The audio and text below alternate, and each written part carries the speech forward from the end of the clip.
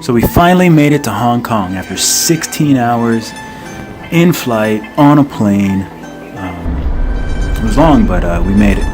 And we stayed at the Intercontinental Hong Kong, which was amazing. The service was really, really great. The breakfasts were amazing. We stuffed ourselves. The first night I ventured out into Kowloon. I saw this cute little guy. The neighborhood was really interesting. It had all these really crazy foods, which I did try some of. These little guys were going into Kowloon Park, which I also walked around in. Just checking out the neighborhood. I mean, it was really beautiful. There was a lot of people out. A bunch of people just hanging out in parks, playing basketball. It was really cool. And the weather's great. It kind of reminded me of Hawaii. Now, the octopus card, I wish they had this in New York City. It's just so convenient and efficient. You can use it at 7-Elevens, at stores. You can buy stuff. It was really great. This is the Temple Street Market that I ventured out to the first night. I didn't buy anything, but it was really fun to just walk through and check out the neighborhood. They also had street performers, just like New York City. And we went to this art show, which was very strange, and a lot of very strange pieces. And this is me partaking in virtual reality. Gotta love it.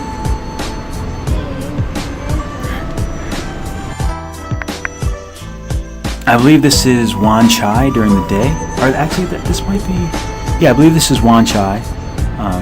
During the day, we kind of walked around. Had some really cool streets that were. It was a really long hill, but the neighborhood was really cool. The streets were really, kind of like a market, kind of like a permanent market, and we had a nice time just kind of checking out the neighborhood.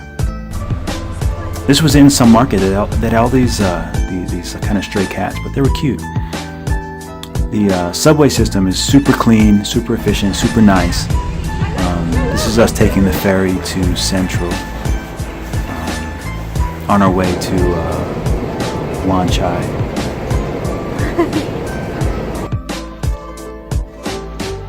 And it's really nice. There's the wheel in the background.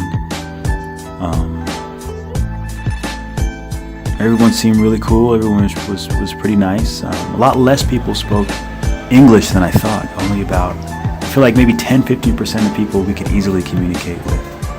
This is Wan Chai. It was one of my favorite neighborhoods. It was really crazy. I mean, everyone was kind of just yelling, and it was an intense experience. But I love that. I mean, I love really being immersed in the culture, and this street in Wan Chai was just that.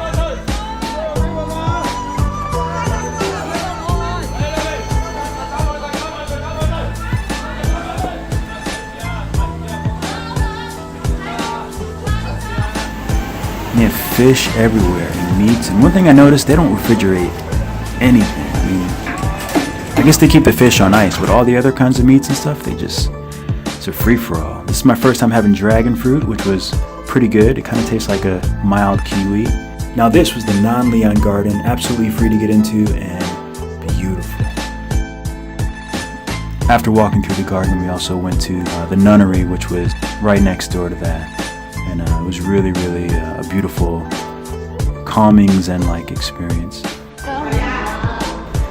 Another thing, we walked around a lot underground. They have all these long tunnels that connect all the subway systems, and it just seemed like there was just blocks and blocks that you would walk underground. And this is one morning we took a dip in the pool at the Intercontinental Hong Kong. Still trying to get over our jet lag. This is the trip up to our hike, the Dragon's Back hike, which was pretty tough. I mean, we were still jet lagged, so we were a bit ragged, but it was nice at the top, and we really enjoyed the hike, and people were jumping off the mountain. It was really cool to catch him leaving. I didn't realize that's how that worked, but it was fun. And at the bottom of Dragon's Back was Big Wave Bay, which was so nice to kind of get in and cool off after our long, hot, sweaty hike.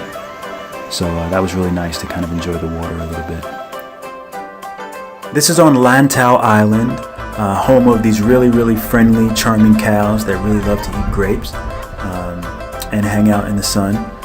Also home to the Tianten Buddha, which is 112 feet tall and sits atop 268 steps. It was really amazing piece of artwork with a really great view, and it was really good to just enjoy the experience and just walk around and check it out. Everything is completely free, and it was a really great experience to visit the Big Buddha, as they call it.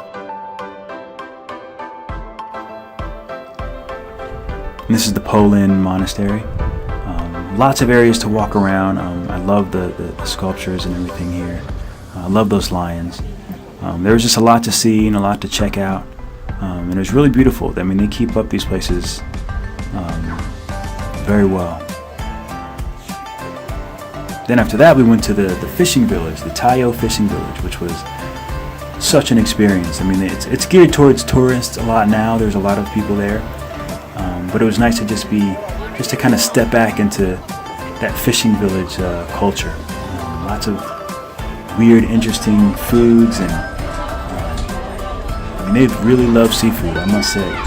Lots of interesting stuff to see, and it was great. It was really an experience. I mean, I love just being immersed in that different culture. So it was really great. I had a really fun time walking around and enjoying my mango smoothie, which was delicious. I also had an egg waffle the previous day in Wan Chai. These are probably delicious. I mean, these are so fresh. The line was a little long, so I didn't get one, but next time.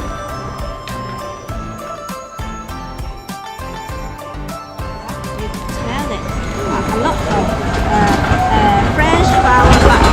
Pretty. Yeah. So, when your boyfriend buy you a dozen of flowers, very expensive. She was going in. She was really trying to sell. She was good. So that's Hong Kong. We had a really great time. Wish we had longer, but you know, back to the real world.